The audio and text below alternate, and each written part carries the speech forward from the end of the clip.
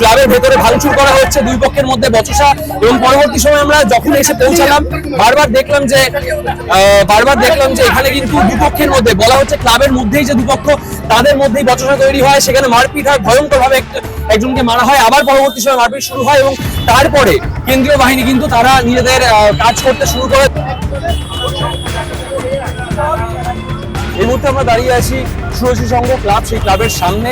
এবং এই ক্লাব চিরপরিচিত তাদের দুর্গাপূজার জন্য বিপুলভাবে ব্যয় করে তার দুর্গাপূজা করে। কিন্তু কিছুক্ষণ আগে ছবিটা আমরা দেখতে পেয়েছিলাম যে ক্লাবের মধ্যে এসে আশপাশে যে স্থানীয় বাসিন্দা এবং ক্লাবের যারা এই পাড়ার লোকজন তারা কিন্তু এসে ভাঙচুর চালায়। সেখানে বিভিন্ন রকম ভাবে একটা দেখা যায় ক্লাবের মধ্যে কিন্তু খাটের ব্যবস্থা আছে, সেখানে এসির ব্যবস্থা আছে, কিন্তু কোনোভাবে যারা এই ক্লাবে ছিলেন বা যাদের জন্য সে সমস্ত জিনিসপত্র ছিল তারা কিন্তু ইতিমধ্যেই যখন জানতে পারে মিডিয়া আসছে এবং ক্লাবের আক্রোশ ফেটে পড়ার জন্য মানুষজন আসছে, তারা কিন্তু সমস্ত কিছু এখান থেকে স্থানান্তর করে দেয় এবং ক্লাব কিন্তু একেবারে ফাঁকা। কিন্তু ক্লাবের মধ্যে যেই চিত্রটা বারবার ফুটে উঠছিল সেটা হলো ক্লাবের মধ্যে একটি king size bed, AC, wardrobe, সাথে আইপ্যাড, প্রচুর দামি দামি শাড়ি এ সমস্ত পড়ে আছে। এবং কারা এটার জন্য দায়ী সেটা কিন্তু আশপাশে যারা মানুষজন তাদের সাথে কথা বলার সুযোগ এখনো হয়নি। কিন্তু যেই ছবিটা আমরা দেখতে পাচ্ছিলাম যে তারা কিন্তু সবাই বলছিলেন যে এই ক্লাবে যেহেতু স্বরূপ বিশ্বাস এবং অরূপ বিশ্বাসের আনাগোনা প্রায় লেগেই থাকতো, যদিও একটা পুজো কখনো একজনকে ঘিরে হতে পারে না, কোনো ব্যক্তিকেন্দ্রিক পুজো হতে পারে না,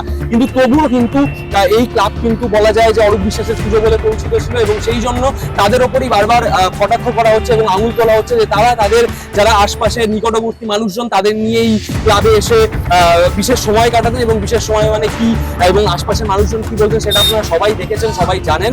তো এখন আমরা দাঁড়িয়েছিলাম এবং সেখানে কিন্তু দেখতে পেলাম জনআক্রোশে ফেটে পড়লো, মারপিট হলো। স্বরূপ বিশ্বাস ঘনিষ্ঠ লোকেরা। আচ্ছা, কেন, কি জন্য? ওদের দুষ্কর্মের বিরুদ্ধে প্রতিবাদ করে আজকে আমার এই অবস্থা করেছে, এই মারধর। এরপর আপনি কি এখানেই বাসিন্দা? আমি টলিগঞ্জে, হ্যাঁ, স্থানীয় বাসিন্দা। আচ্ছা আচ্ছা, তাহলে এরপরে কি আপনি কি হাসপাতালে যাচ্ছেন? আমি এখন হাসপাতালে যাচ্ছি ট্রিটমেন্টের জন্য। আচ্ছা, এরপরে কি আপনি কি জিডি করবেন, এফআইআর করবেন? হ্যাঁ, আমি পরবর্তীকালে দেখছি আমার পার্টি থেকে যে পদক্ষেপ নেয় আমি সেই পদক্ষেপ। বিজেপি কর্মী? আমি বিজেপি কর্মী। আচ্ছা, কতদিন ধরে আপনার মনে হয় এগুলো চলছে এখানে? এখানে 2015 থেকে এইসব কালচার শুরু হয়েছে। আপনারা সেই সময় কিছু করতে পারেননি? সেই সময় কিছু করা যায়নি এদের রাজত্ব, ধমকি চমকির রাজত্বের জন্য। আচ্ছা, এই সবসময় কথায় কথায় থ্রেট দেবে, মার্ডার করে দেবো, মুখ খোলা যায়নি এদের ভয় এতদিন। আচ্ছা, আজকে যেহেতু আমি মুখ খুলেছি তাই আমার আক্রান্ত হতে হয়েছে। আমাদের মানে বিজেপি হচ্ছে বিজেপির ছেলেদের মধ্যে নিজেদের মধ্যে কিছু একটা ভুল আন্ডারস্ট্যান্ডিং এর জন্য হচ্ছে, আর কিছু নয়।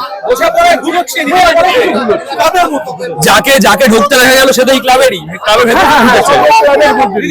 সুরুচি সংঘ ক্লাবে প্রতিবারে যেমনই পুজো হয় পুরো শর্ট ভাবে যে মানুষ বাজারহাট করতে আসবে সেটা করতে পারতো না। আচ্ছা, কেন করতে পারতো না? পুরো পুলিশ ব্যারিকেড দিয়ে পুরো ঘিরে দেওয়া হতো। আচ্ছা, আর সেই সঙ্গে এই অরূপ বিশ্বাসের জুলুমবাজিটা আমরা প্রতিটা মুহূর্তেই আমরা উপলব্ধি করেছি। আচ্ছা, প্রতিটা মুহূর্তে। আচ্ছা, আর সেই সঙ্গে যা কিছু সবকিছু দেখতেই পেলেন আপনারা এখানে প্রতি বছরই এইভাবেই এরা চালিয়ে এসেছে, অরাজকতা চালিয়ে এসেছে। আচ্ছা, এই যে বারবার যে কথাগুলো উঠছে যে এখানে ক্লাবের ভেতরে খাট এ সমস্ত কি হতো এর ভেতরে? এখানে খাট ক্লাবের ভিতরে যে সমস্ত যেগুলো দেখেছেন সেগুলো সত্যিই ঘটনা এগুলো। আচ্ছা, আর এবারে যেগুলো হয় কিছু আপত্তিকর কাজকর্ম হতো? আপত্তিকর কাজকর্ম তো হতোই, কিন্তু বলতে ওটা কোনো সন্দেহ নেই না, ওটা কোনো সন্দেহের তালিকায় কিছুই নেই। আচ্ছা, আপত্তিকর কাজকর্মগুলো হতো, আচ্ছা, জুলুমবাজিটাই বেশি হতো। আচ্ছা, এখানে কি মানে যারা এই আপত্তিকর কাজকর্ম বা এই সমস্ত যুক্ত থাকতো তারা কি অরূপ বিশ্বাস এবং স্বরূপ বিশ্বাসের কাছে নিকটবর্তী মানুষ? নিকটবর্তী লোক ছিল। আচ্ছা আচ্ছা, তো আপনারা এর আগে কখনো কিছু প্রতিবাদ করতে পারেননি? না না না, এটা ভয় থাকতো। আচ্ছা, এবার কি প্রতিবাদের জন্য এই সমস্যাগুলো মনে হচ্ছে? হ্যাঁ। আচ্ছা, এই যে একটু আগে দেখলাম যে এত সমস্যা হচ্ছে, দুপক্ষের মধ্যে মারপিট শুরু হলো, তারা কারা?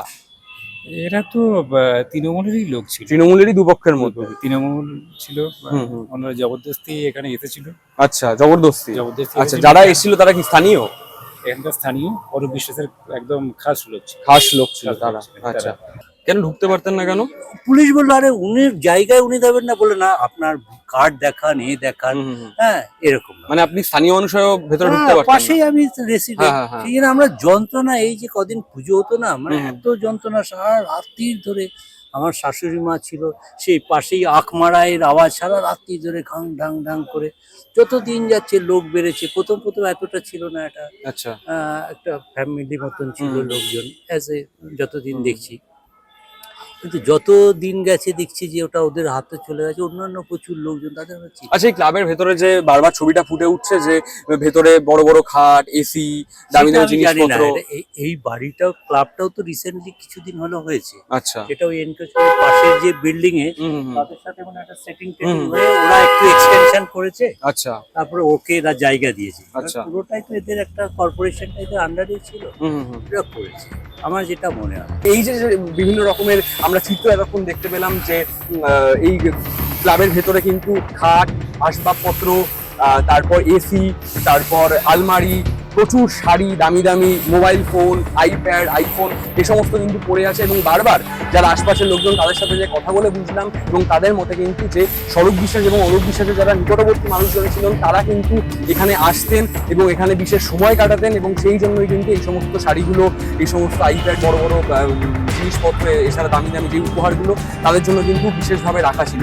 এবং এই যে যে চিত্র এতক্ষণ ধরে আপনারা দেখছিলেন সেইটা একেবারেই যে নক্কারজনক সেটা তো বলার ছাই দেয় না, একেবারেই সত্যি কথা। কিন্তু একটা মানুষকে ঘিরে কোনোদিন একটা পুজো হতে পারে না। কিন্তু এই পেছনে এখন যেই পোস্টারগুলো লাগানো আছে যে বিশ্বাসে অরুচি তাই বন্ধ হলো সুরুচি, ভিআইপি কালচার নিপাত যাক সুরুচি, নিউ আলিপুর অধিবাসীদের থাক, তাছাড়া নিয়ম মেনে হবে পুজো, বিশ্বাসরা হবে সোজা, এই সমস্ত কিন্তু স্লোগান কিন্তু ফুটে উঠছে এই ক্লাবের যে প্রাচীর তার উপরে।